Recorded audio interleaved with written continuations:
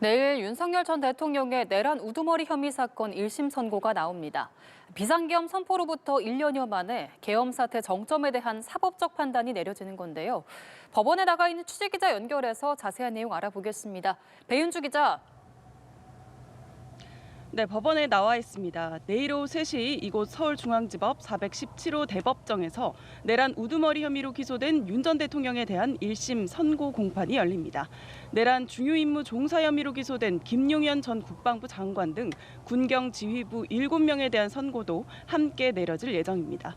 오늘 설 연휴 마지막 날인 만큼 주요 선고 전날과는 다르게 법원 주변은 한산한 분위기입니다.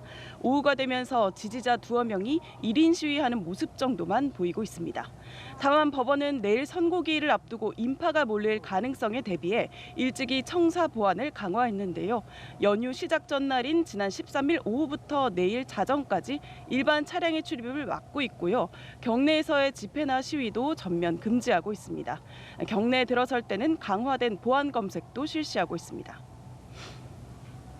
네, 내일 선고 공판은 생중계로 진행되는데요. 그럼 윤 전 대통령의 법정 출석 모습도 공개되는 겁니까? 네, 내일 법정에서 윤 전 대통령이 자신에 대한 선고 결과를 듣는 모습 지켜볼 수 있을 전망입니다. 변호인단은 오늘 오전 언론 공지를 통해 윤 전 대통령이 내일 선고기일에 출석한다고 밝혔는데요. 변호인단은 또 변호인 의견서 등 서면 제출은 모두 마쳤고 선고 전 별도의 입장 발표나 기자회견은 계획하지 않고 있다고 설명했습니다. 내일 선고 공판은 지난달 윤 전 대통령의 공수처 체포 방해 혐의 1심 선고 때와 마찬가지로 생중계될 예정인데요.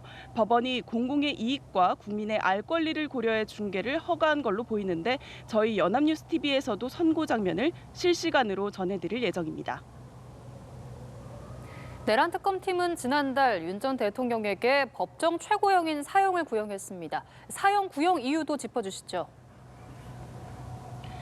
네, 내란 특검팀은 지난달 결심 공판에서 윤 전 대통령에게 사형을 구형하면서 12.3 비상계엄 선포는 헌정사에서 전례를 찾기 어려운 중대한 헌법 질서 파괴 사건이라고 밝혔습니다.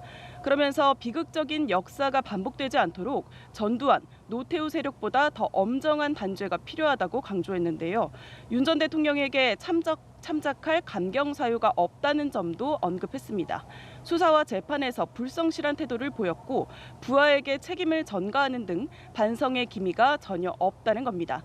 이에 따라 특검은 양형에 참작할 사유는 없고 오히려 중한형을 정해야 한다며 내란 우두머리 혐의의 최저형이 아닌 형은 사형밖에 없다고 구형 이유를 밝혔습니다.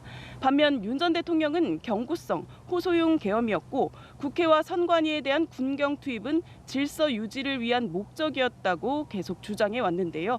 내일 재판부가 어느 주장을 들어줄지 주목됩니다. 1심 재판부가 만약 사형을 선고한다면 전두환 전 대통령에 이어 헌정사상 두 번째 전직 대통령에 대한 사형 선고가 됩니다.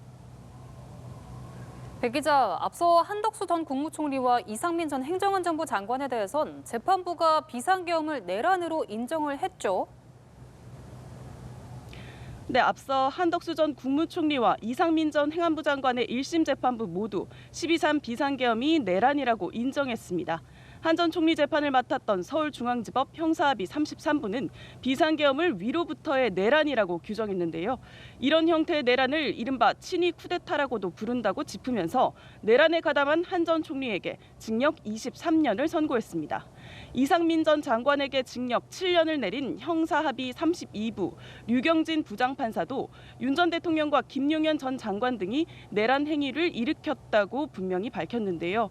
이 같은 다른 재판부의 앞선 판단이 내일 지기현 재판부에는 어떠한 영향을 줄지도 주목됩니다. 지금까지 서울중앙지법에서 전해드렸습니다.